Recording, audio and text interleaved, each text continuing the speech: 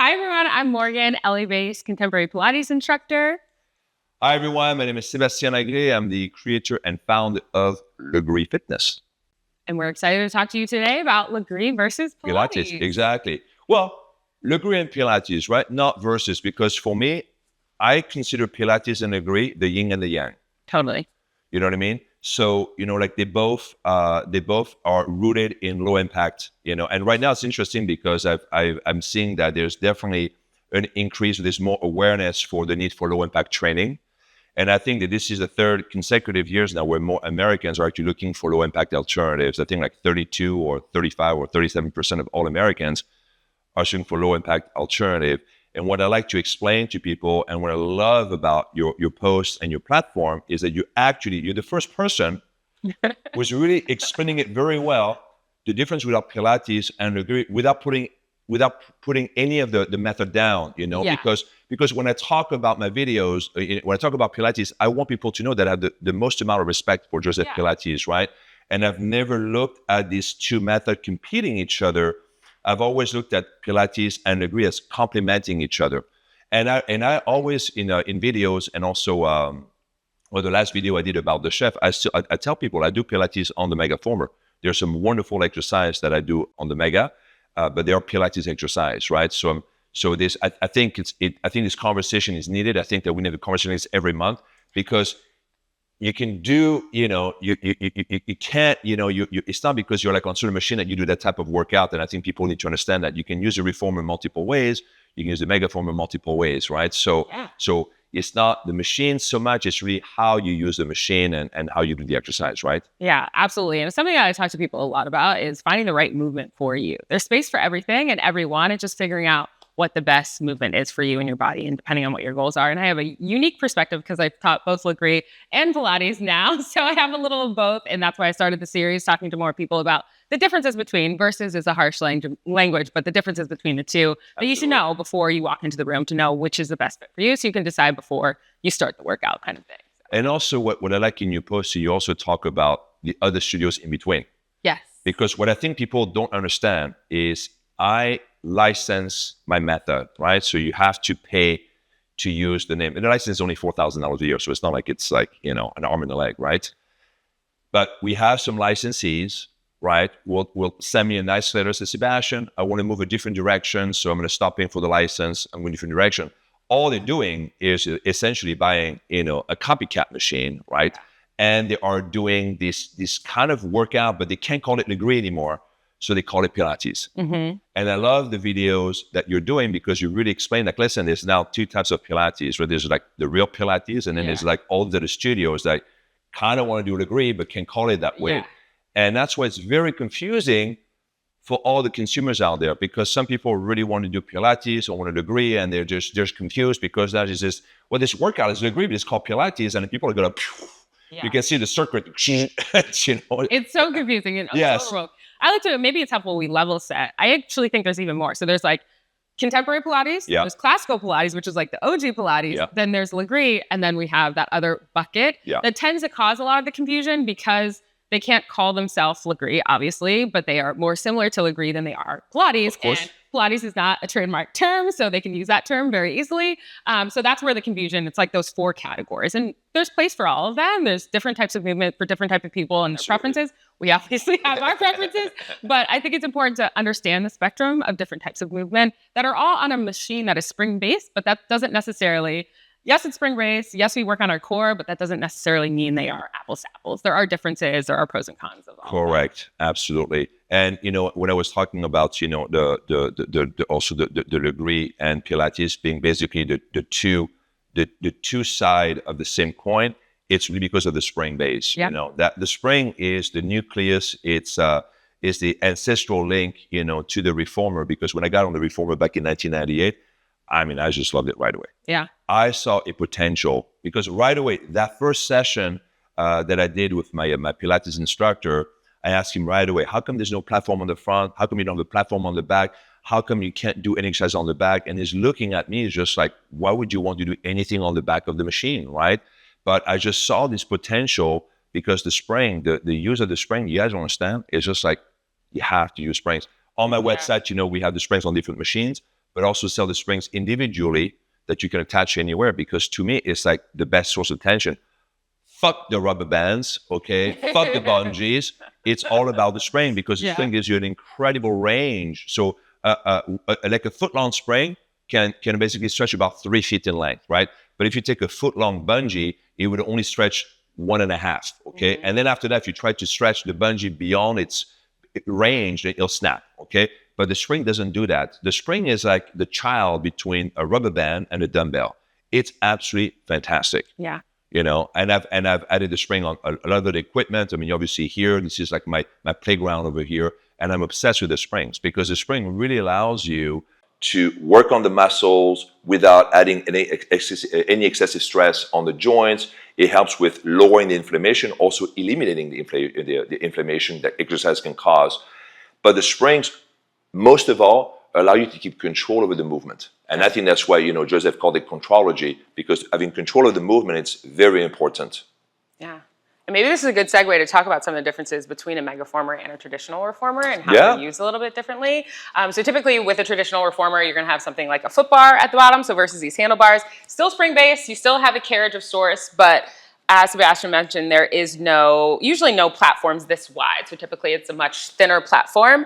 What other things? We have some straps that are usually used for your feet, which I know is not common for Lagree either. What are the other pieces of a reformer? But there's also other apparatuses, which I think is very different for Pilates as well. So in addition to reformers, you have something called the Cadillac. You have barrels. You have, what else am I missing? The chair. So there's some other machines that are also spring-based. The chair is wonderful. Yeah, I love the chair. In classical Pilates, you'll see more use of those apparatuses. In contemporary, it's usually just typically chair and reformer, but that's kind of some of the big differences. One of the first pieces I usually try to educate people on, with whether they're trying to figure out what class they're signing up for, is just look at the equipment. It's pretty apparent. Lagree equipment is very easily identifiable. Usually when you see two platforms on both ends, it's either a megaformer or it's a copy of the megaformer. Yeah, you know, or the split handlebars. Yes. Usually the single horizontal foot bars, and something you would see commonly in Lagree, or knockoff. I don't know the best knockoff. You can say knockoff, copycats. You know, I debriefed, you know, Morgan on who I can say is a copycat and who I can say. Usually, when a licensee says, "Hey, we go off on a different direction," they're going to buy, you know, other machines that are not Lagree machines. Sometimes they call it megaformer. You know, it's interesting because I charge a license to use the word Lagree megaformer, and people, they don't want to pay for the license, but they're all using these names, you know. So I'm sending literally cease and desist on a weekly basis, right? It's very annoying, guys, okay? If you don't have the megaformer, don't fucking say you have the megaformer, because you don't have the megaformer, okay? So. Another thing, I like, if you're trying to identify whether it's a Lagree class or not, you'll always hear Lagree class, call it a megaformer. Personal opinion, never feels the same, but it is something that is more closer to Lagree than it is to traditional Pilates. Yeah, you know, so what you guys have to understand is that when I saw the reformer, I love that moving carriage. I love the springs. And at the time I was bodybuilding, and I used to have this ab wheel in my gym bag all the time. And I would wrap a TheraBand around the ab wheel, and I would just basically just like use the ab wheel in counter resistance against the bungee.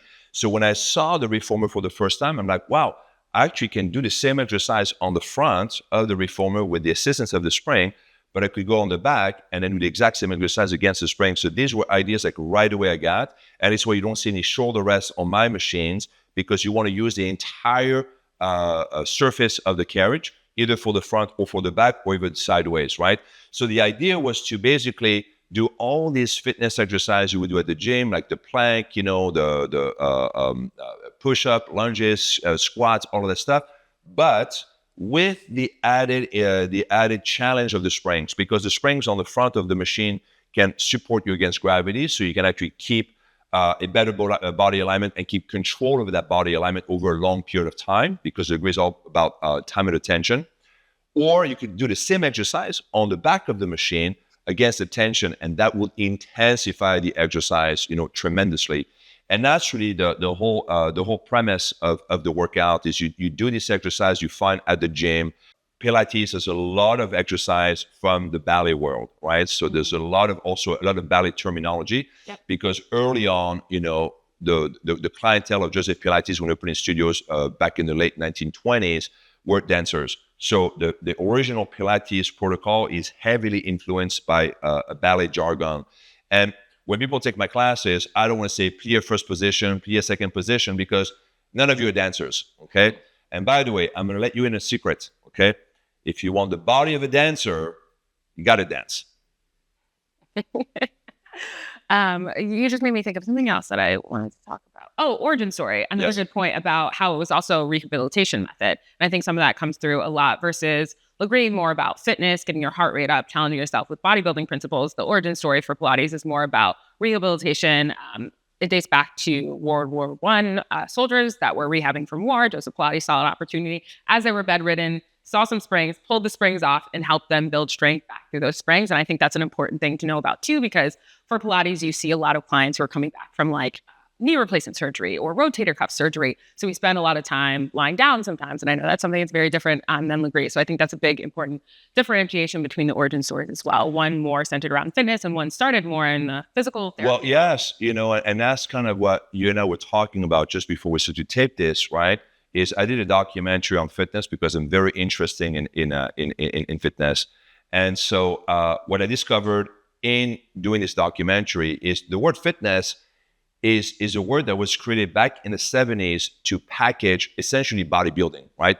And then you could see it because when I moved to this country in the 90s, every single time that I picked up a fitness magazine, there was always a male bodybuilder with either a bikini model or a female bodybuilder. There was never yoga people or Pilates people. Matter of fact, I read all the publication, right? Men's Fitness, Muscle and Fitness, Iron, Flex. I was like subscribing to all this publication on a monthly basis. Never in those magazines there were things about yoga, Pilates, anything like this. It was always centered around bodybuilding.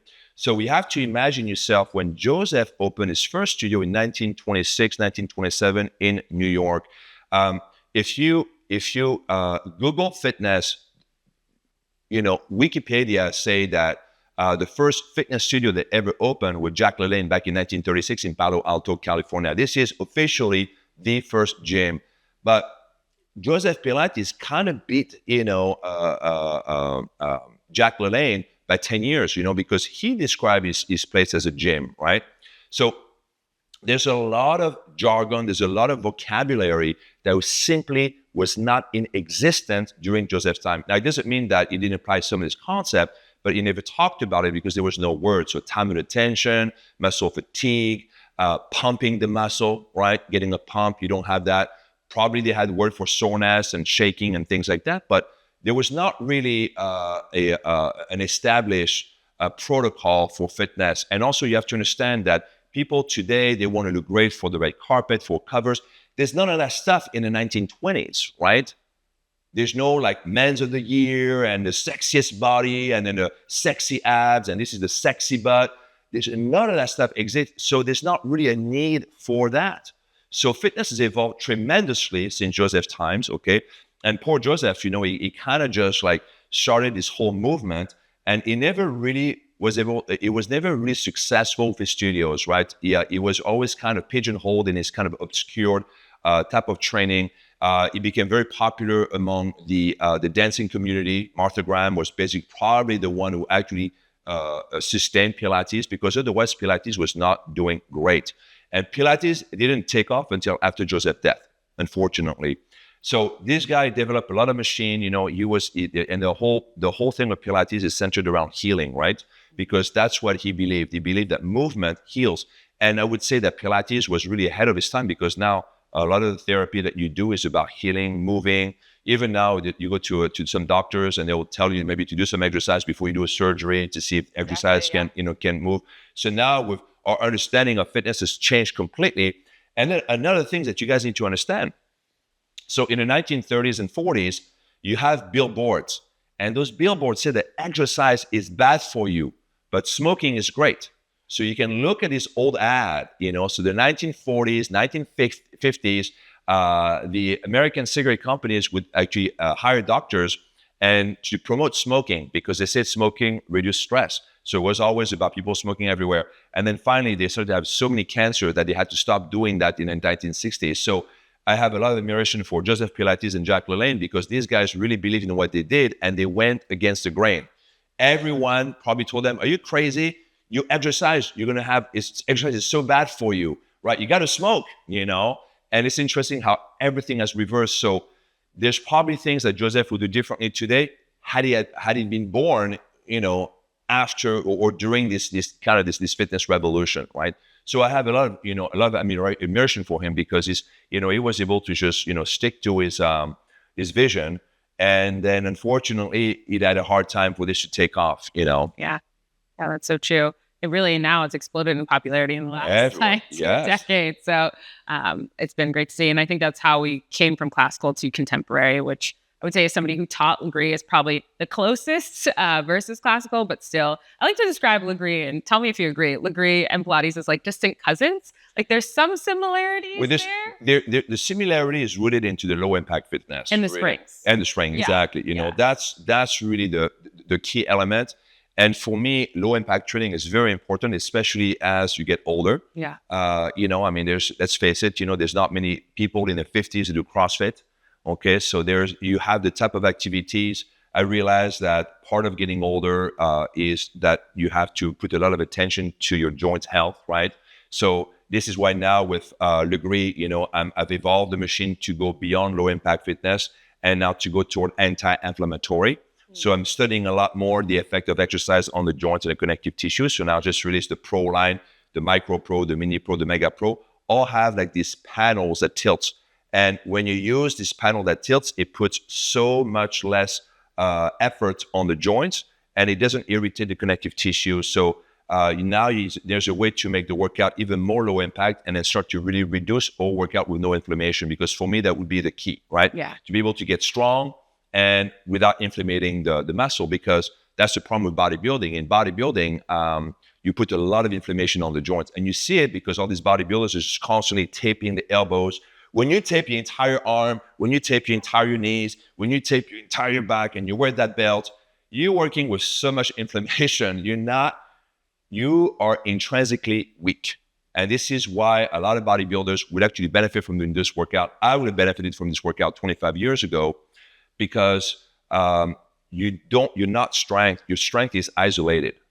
And so the problem with this, it creates imbalances in the body. And this is why a lot of bodybuilders in the 50s are so much pain, or a lot of guys who've lifted so much weight in the 20s and 30s, in the 40s, they have the shoulders, they have this pain that doesn't go away in the neck and the shoulders. Sometimes it goes into weird areas of the body because you have so many imbalances, okay? Now, for those guys, Pilates will be great because Pilates helps you to open those big muscles. It helps you to strengthen the little muscles that we never fucking work on because they're not sexy, right? But these muscles are important. Let's put it very simple. If a muscle exists in your body, it has a role. It's important. Don't ignore it, right? But it's a way of working these muscles and integrating these muscles with one another. And that's what I love bodybuilding. It's for me. I look at bodybuilders like fitness scientists, and I love the muscular developments they have, right? So I have a lot of admiration for the time they put in, but I also see a lot of inflammation.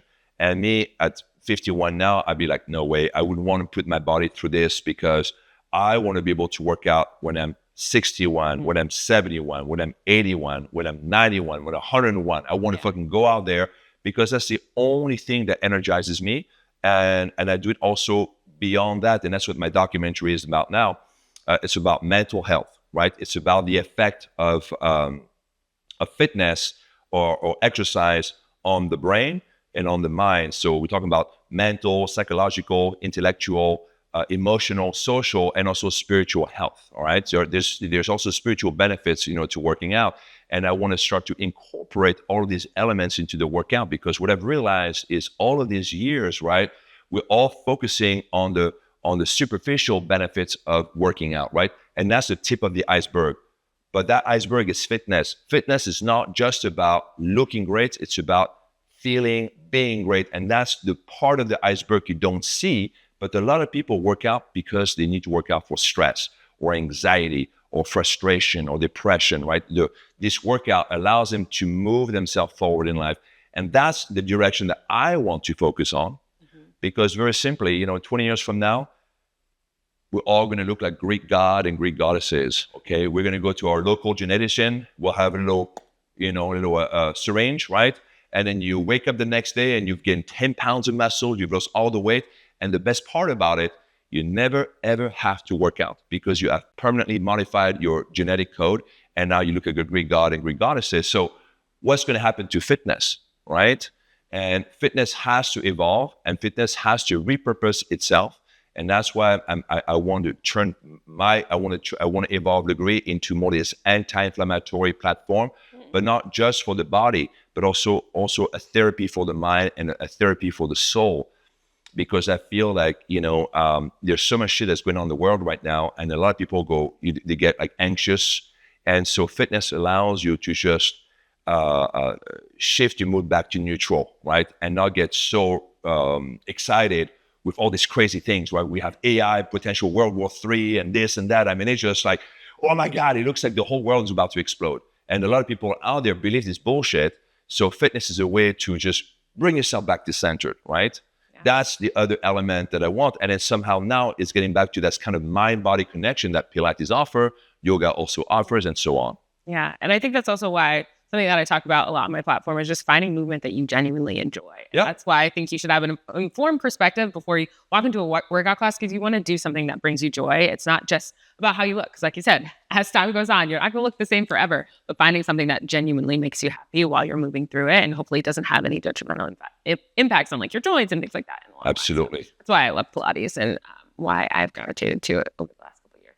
Yeah, I think I think a lot of people are now becoming aware that it's just that about the joint health and then connective tissues. And I think this is where now there's, a growing demand for this type of workout, and rightfully so, Describe the differences in the intensity, Pilates versus Lagree.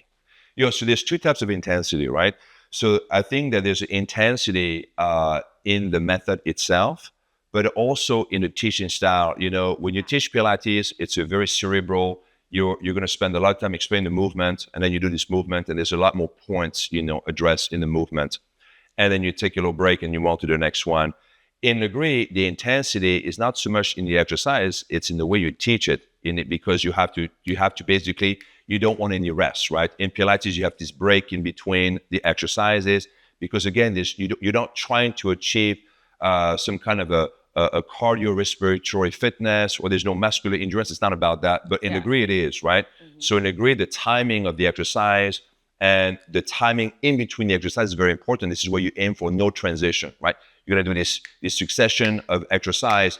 So the teaching is very different. Yeah. In Lagree, you'll address less maybe points about the form, but it's about just keeping people in the exercise and really motivating people, inspiring people to stay in this exercise long, and then just correcting the basic form. Pilates is the total opposite way in the way you teach that. Yeah. It's more about this exercise, doing it perfectly, and then you move on to whatever else you do. Yeah, I completely agree. So when we stop both, that is definitely how it breaks down. You think about transitions being quick and super important in Lagree. You're focused on getting your heart rate up, versus Pilates, you spend a lot more time explaining things. Sometimes you have props. Sometimes you have small little tiny movements that you're trying to do. So I wouldn't say, and I think where a lot of people get confused is a conversation around intensity, is saying that Lagree is intense, meaning that Pilates is easy. No, I'm sure there are some Pilates classes that are easy, not mine. I try to teach really challenging classes, but intensity is different. So you may feel intensity in the movement that you are doing, but versus Lagree intensity, it's like the overall workout, how you're moving through it. That's where the intensity really comes into play. Both can be challenging, but in different ways. Lagree, I would say, is more designed around getting that heart rate up and focusing on the fitness aspects of it, versus Pilates is a very precise movement practice. So you may have an instructor who's going to make you move a millimeter each time until you get it right. So it's just, again, a different style and a different preference for a lot of people, depending on the ways that you want to move. Yeah, and this is why you have this difference in innovation. Like for me, I have a lot of patents on how to transition quickly. I have so many patents on the spring system because every year I try to facilitate the transition. Now I'm working on electronic spring shifting. And so now the instructor can literally control all the machines with one remote control and change the springs for them, because this is how important it is for us that you don't have any time from one exercise to the next. So now we call this new spring system, we call this lightning, because you can literally that's as fast as just touching, a light switch. And so that's important. I have the lights on the machines now because the lights can help you to guide the movement. So what I'm trying to do is I want to facilitate the job of the teacher, so they can actually focus more on form when they talk. Because right now, when the teacher there's so much about the form, the tempo, the duration, all that stuff. So I'm now turning the machine to a computer, so the machine can basically do all of this stuff effortlessly and help basically all the students to get uniform quickly and to get into that exercise as quickly as possible. Because in Lagree, you want to keep your heart rate up. You do all the exercise as slow as possible, and even slower and slower and slower. There's no end to how slow you go. Yeah. But that transition has to be super fast. I mean, we actually don't want any transition. Yeah, I think that's a big difference too, because in Pilates, it's more about as long as you're moving with control. But when I was a Lagree instructor, I was constantly reminding people of like how slow, how many seconds I was counting for them to make sure that they were keeping things really slow, versus that's not something that I do as much in Pilates. Now I'm just more focused on making sure they're moving with control for their body. Correct. But it isn't necessarily time under tension. Correct, yeah. It is for Lagree. Yeah, everything that I do for on this machine is all about time under tension. Is how can I keep you in that same exercise for as long as possible? This new spring system that I have is great because you can actually strip the tension as people work out. So they can start with a heavy spring, and after a minute, you can lighten the spring a little bit, so it becomes a little easier. And then another minute after that, you can lighten the spring again, and they never quit this exercise. And then you see them fucking sweating and then shaking. So all the innovations that I design is to do this purpose. It's nothing else, It's like, okay, how can I just make this quick adjustment, or the quickest possible adjustment, and also where the machine is still user friendly. Yeah. That was the problem with the first machine that I made. The Proformer, the M1, M2, the M3, the rotating handle was not so user friendly. So over the years, by teaching the classes, I was able to streamline the entire machine, so it becomes more and more and more about the technology in the machine, right? Mm-hmm. Yeah. And another point is Lagree's time versus Pilates is typically rep-based. Yes. Sometimes people will do it time-based, but that's another big difference too. Yes, because you have the tempo, the muscle contractions. You're going to start a tempo of 4 count, which is essentially an 8-second count on the way out, on the way in. So it's 16 seconds to do just one repetition, which is already pretty slow. But then you want to take that to a tempo of 6 counts, 8 counts, 10, 12, 14, 16. 16, you're moving at literally almost a minute out, a minute in. So it's 40 seconds out, 40 seconds in. So it's a long muscular contraction, right? So it's not about the repetition, definitely about the timing. But again, be able to do this exercise as slow as possible, but keeping your body perfectly aligned, right? So that's the thing when I deviated from bodybuilding, because bodybuilding has its own rule for progressive overloading. And usually there's only 2 ways you slowly add more load to the muscle. You either do more repetition or you add more weight, but it's not really an attention to form. So for me, I constructed Lagree's progressive overloading, and it's a hierarchy. And at the top of that hierarchy, we have form. So we never add more time. We never slow down an exercise at the expense of form. We never increase a range of motion at the expense of form. We never make the exercise more difficult at the expense of form. Form is always there. If you want to start to advance, then you have to keep the form intact, and then you can increase the range of motion, and you can slow down the exercise, you can increase the duration, you can do all these other things, just as long as form is always maintained. Yeah. That's the one thing that also is probably another similarity with Pilates, is really the attention to form, because if you don't have form, you're not targeting the right muscle. Mm-hmm. Yeah. So very precise movement practice. Yes. Form is paramount. But Pilates is more precise than Lagree. I would say that. Yeah. Pilates is really, that is just like, when I studied Pilates, this was really, just inch by inch, right? Even millimeter by millimeter. Yes. Tiny movements make the big difference. Right. But in a Lagree class, you can't do this because you lose that detail in the class, right? Yeah. So, and that's usually the drawback of a class versus just one-on-one or small group setting. It's just like, now you have to, so we focus on the bigger, more obvious movements, but we stay away from all these this exercise where you need a lot of explanation. And I think that all the cueing, all the instructions kind of go over people's head unless you're in that industry, and you understand what. Exactly. Interesting, you know. Another big difference is Pilates is typically one-on-one, semi-private. That's how it was originally designed. Obviously, as group fitness has evolved, classes have gotten bigger. But typically, like my schedule as an instructor, I teach 80% private. So I'm mostly one-on-one with individuals versus Lagree designed to be for group settings in big rooms. Yeah. Teaching for and the groups are getting bigger too. You know, all the technology I'm adding now to the machine is so that you can teach, 50, 60, 70, 100 people in class, This weekend, we're going to do a micro event. I have 50 micros on the floor. We have a studio in Brentwood where we have 30 megaformers. My goal is to have 50 megaformers. But if I'm going to have that many people in class, then I need the technology in the machine so that the technology helps me to keep the workout safe, effective, and efficient, because I will never increase the class capacity. I will never change the method or modify the machine or add an exercise if it's not safe, effective, and efficient, because this is a moving target for lawyers. Okay. This is like that carriage is lawyers' heaven. How many people fall off because of that carriage back and forth? And that's why the instructions have to be impeccable. That's why the design of the machine has to be perfect so that we don't have people falling off. For 3 years, we had this one machine, the Supra, we had this machine lifting up, tilting up, or incline and tilt, right? We never had one person falling off that machine. Yeah. And these classes were 25 minutes long. So every 30 minutes, we had 20 new people coming in. Yeah. It was like a factory. And you know what? Not one person fell off. And these machines were lifting and tilted. That was an ass kicker. Yeah, I always tell people when getting started out with Pilates, it's always best to start with privates. It's important to have that one-on-one attention to give you that foundational work to help you understand. You're going to hear some terminology in that first session that will set you up for success for your next session. And keep an open mind. Your body's going to move in new and different ways. Maybe if you're not somebody who's super flexible, there will be some mobility aspects to work on. But I always say keep an open mind. Try to go for one-on-one first to really help set you up for success.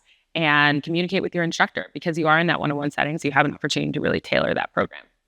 In a Lagree class, what you need to do is you need to give your body time to settle into the movement. I think we did a video recently about, sometimes instructors trying to overhelp, students. And at the end of the day, you're going to do a fitness exercise on a moving carriage. So it's not as unstable as a Bosu ball, for example, or a big ball, but it's still pretty unstable. And if you're not used to this type of movements, it's going to take a couple days, for your body to feel like, oh, I'm not on the floor anymore. It's kind of, the floor is moving away from me. And so it takes time for people to be able to stay in the right body alignment and move slowly and just kind of download the method.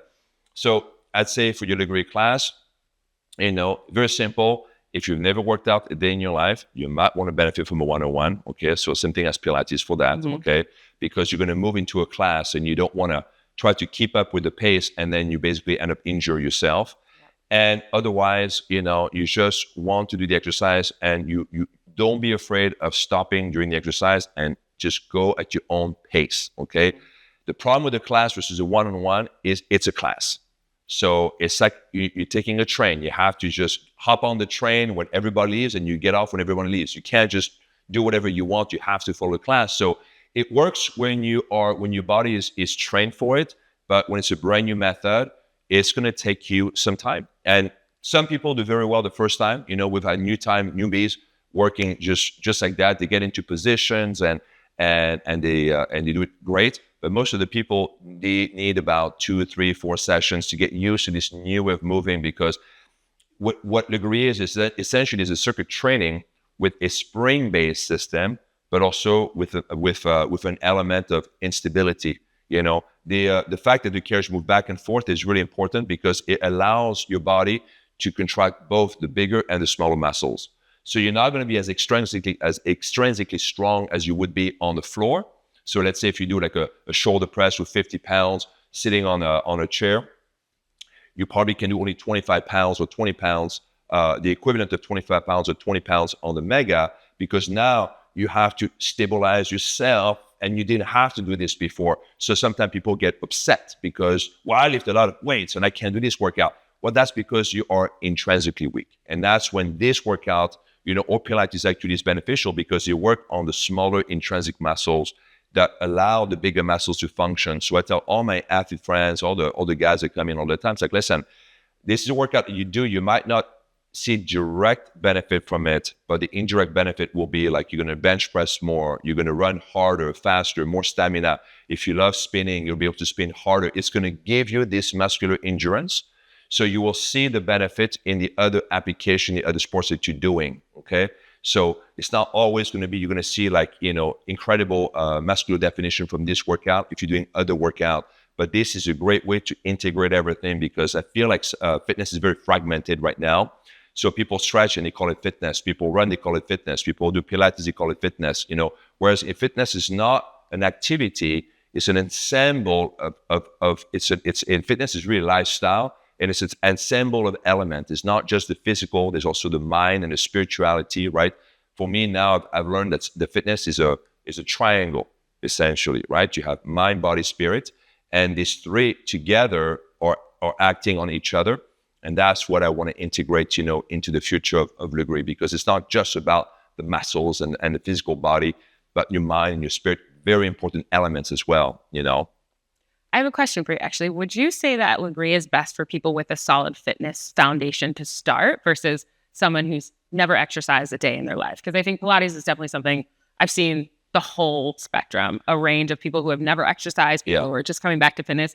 But as a Lagree instructor, I remember most people were active in other ways and they were just looking to level up their fitness or do something different. Would you agree that's kind of how you think about it? Absolutely. Yeah. It's people who benefit from Lagree will already have like a legging into or footing into the fitness world.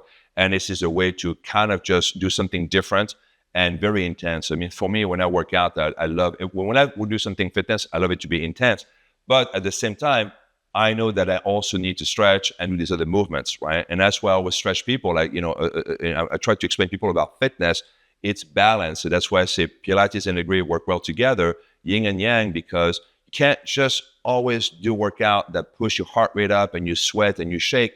Your body also needs the opposite, right? So it's very important that rest and recovery time is really important for the development of the not just the muscles, but the connective tissues, the tendons, the ligaments. The connective tissues also need time for rest, What I realized with weightlifting, for example, is when I started to work with people, that were, when I was studying Pilates, that a lot of the people look great on the outside, but on the inside, they were completely broken.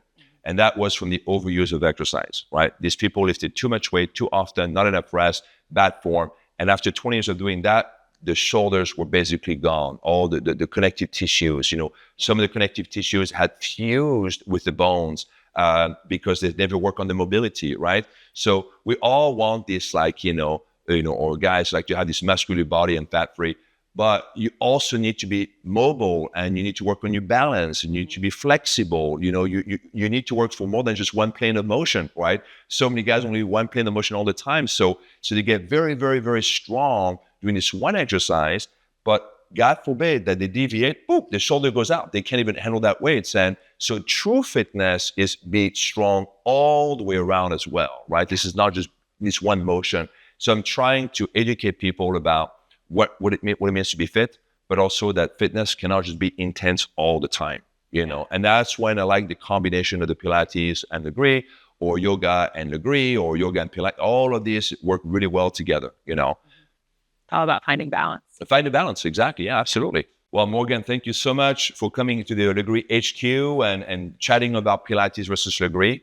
I really, first of all, thank you for all the support, and also thank you for keeping it real and really explaining people the difference without putting anyone down, because we're not putting anyone down here, except for the fucking copycats, okay? All right, sorry, I have to say that.